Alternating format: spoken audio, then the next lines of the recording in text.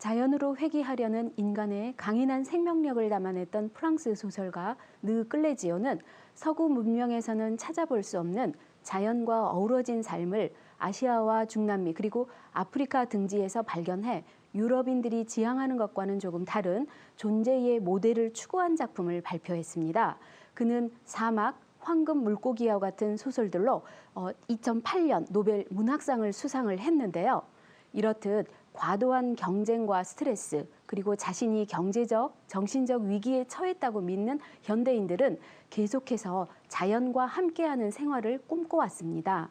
스마트폰으로 모든 정보를 쉽게 만나고 일회용품과 편리함이 지배하는 삶을 유지하면서도 마음 한구석에는 원시적인 자연과 그곳에서 느끼는 감상, 그리고 유쾌한 외로움과 마음의 평온을 꿈꿉니다. 최근 들어 이러한 현대인들의 감수성과 요구를 반영한 텔레비전 프로그램들이 다양하게 편성이 되고 있는데요. MBN 나는 자연인이다 역시 그런 프로그램들 중에 하나라고 할 수 있겠습니다. 나는 자연인이다는 개그맨 이승윤과 윤택 두 사람이 오지의 자연인을 찾아가는 여정을 담은 100% 리얼 야생 체험 프로그램입니다. 인기 개그맨인 두 사람이 은둔자인 자연인을 만나 이야기하고 소통해 나가는 과정을 통해 주인공인 자연인들에게 대한 이해를 높이는 구성을 하고 있는데요. 9월 26일 방송된 산에 사는 즐거움 산사나이 황인남 편에서는 강원도 정선 해발 1,500m의 가리왕산 정상에서 양봉과 함께 과일과 채소를 일구면서 욕심 없이 살아가는 자연인 황인남 씨를 소개했습니다. 개그맨 윤택이 험한 산길을 뚫고 오지까지 찾아가는 과정, 그리고 생존에 급급해하지 않고 자연에 맡긴다는 자연인의 철학, 자연에 순응하는 모습을 생생하게 카메라에 담아내 신선한 자극으로 다가왔습니다. 전기가 들어오지 않는 곳에서 소나무 송진을 이용해서 불을 피우는 부분은 시청자들을 잠시 동안이나마 낭만적인 감상에 젖게 했고, 도르래를 이용해서 11년간 묻어두었던 꿀단지를 파내는 장면은 호기심을 불러일으키는 재미있는 장면이기도 했습니다. 단순히 자연에서 살아가는 것이 아니라 메기를 잡는 도구나 잣을 까는 도구 등 자연을 극복하는 모습을 보여주는 부분도 좋은 볼거리가 됐습니다. 또한 다람쥐가 잣을 먹는 장면 등 실감나는 자연의 모습들은 주인공인 자연인의 외로움을 달래주는 장치로 잘 사용되고 있었는데요. 하지만 말벌을 제거하는 부분에서는 자연인이 안전망을 착용하긴 했지만 좀 더 안전을 고려할 필요가 있다는 생각이 들었습니다. 시청자들이 바라는 것은 위험한 자연 속에서 느끼는 스릴이 아니라 자연인의 생활에 대한 공감이기 때문입니다. 9월 19일에는 강원도 인제 설악산의 원시림 속에 살고 있는 정준기 할아버지를 개그맨 이승윤이 찾아가는 내용이 방송되었습니다.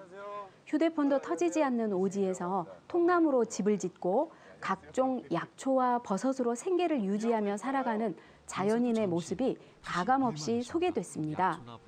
70세란 나이가 믿기지 않을 정도의 강인한 체력과 35년간 계속된 산행으로 다져진 건강, 그리고 가진 것 하나 없어도 베풀 줄 아는 여유로운 자연인의 모습이 시청자들에게 작은 감동을 전해주기에 충분했다는 생각인데요.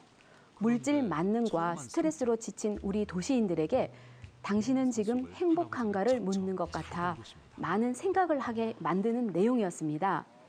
화로에 스스로 불을 피우고 우물을 자연 냉장고로 사용하는 모습, 설거지를 하는 냄비에 모여드는 시냇가 송사리들의 모습 등 자연을 벗삼아 생활하는 모습이 무척 인상적이었습니다.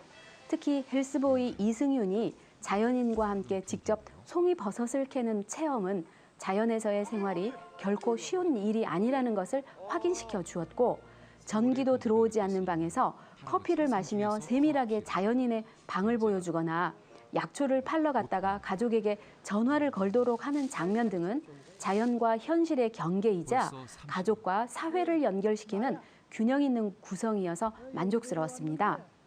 8월 22일 나는 자연인이다의 첫 방송에서는 30년째 자연 속에서 살고 있는 김용호 할아버지를 소개했는데요. 개그맨 이승윤이 처음에는 선크림을 바르는 전형적인 도시인의 모습에서 시작해 나중에는 칡과 약초를 캐고 야생에서 취침을 하는 등 야생의 방식을 배우는 여정이 순차적으로 소개됐습니다. 나체로 생활하는 자연인의 모습은 상당히 충격적이었지만 사람이 생각하는 행복의 기준은 각각 다르고 자연 속에서도 나름대로의 행복 지수가 있음을 개그맨 이승윤과 자연인 서로가 깨달아가는 모습이 유쾌하게 보여서 좋았습니다. 특히 헤어질 때 자연인이 당귀씨를 선물하는가 하면 지어놓은 영양밥을 챙겨주는 모습, 그리고 이승윤이 자연인의 의자를 고쳐주고 랜턴을 선물하는 모습은 서로 가슴과 가슴으로 공유되는 훈훈한 정이 느껴져서 가슴이 뭉클한 감동을 느낄 수 있었습니다. 소박해 보이는 삶 속에 인생의 해답이 있는 것은 아닌지를 묻고 있는 엔딩 장면이 이 프로그램의 기획 의도를 나타내고 있는 것 같아 개인적으로도 무척 마음이 드는 장면이기도 했습니다. 이렇듯 나는 자연인이다는 진정한 야생과 자연을 체험하게 해주는 체험 다큐 프로그램이지만 현대인들의 상처를 어루만져줄 힐링 프로그램, 자연 치유 프로그램으로 더 확실하게 자리 잡기 위해서는 몇 가지 부분에서 좀 더 신경 쓸 필요가 있어 보입니다. 로빈슨 크루소가 사람들에게 깊은 감흥을 주는 것은 단순히 무인도에서 살아남았기 때문이 아니라 자연을 극복하고 발전하면서 또 다른 인간으로서의 가능성과 모습을 보여주었기 때문입니다. 다시 말해서 무인도에서의 여정을 통해 로빈슨 크루소가 자신의 정체성을 찾아가는 과정이 사실감 있게 묘사됐기 때문입니다. 따라서 나는 자연인이다 역시 자연인의 독특한 생활을 세상에 널리 알리는 모험담에서 한 걸음 더 나아가서 자연인이 살아온 지난 인생을 돌아보고 삶에 대해 깊이 사색할 수 있는 이야기를 좀 더 끌어내 보여주었으면 합니다. 야생에서의 생존을 통해 내면이 성장했음을, 그리고 가치관이 변화한 과정과 이야기들을 더 비중 있게 보여주기를 바랍니다. 이를 통해서 야생의 체험이 단순한 경이로움을 넘어서 시청자들에게 도시인의 삶을 되돌아보게 하는 계기를 만들어 주었으면 합니다. 두 번째는 전기도 수도도 가스도 없고 내비게이션과 휴대전화도 무용지물이 되는 문명의 흔적을 찾기 어려운 오지를 찾은 이유는 자연으로 회귀하려는 시청자의 심리가 반영된 것이고 자연에서 심신을 치유하려는 욕구가 늘어났기 때문입니다. 따라서 문화적인 충격을 줄 만한 정도의 특별한 자연인을 다루는 것도 좋지만 목가적인 삶을 살아가는 사람들이나 혼자가 아니더라도 함께 어우러져 살아가는 자연인 가족의 모습 등도 다양하게 다루어줄 필요가 있습니다. 자연 속에서 살아가는 행복의 비결이 나는 자연인이다를 통해서 잘 표현되기를 바랍니다. 감사합니다.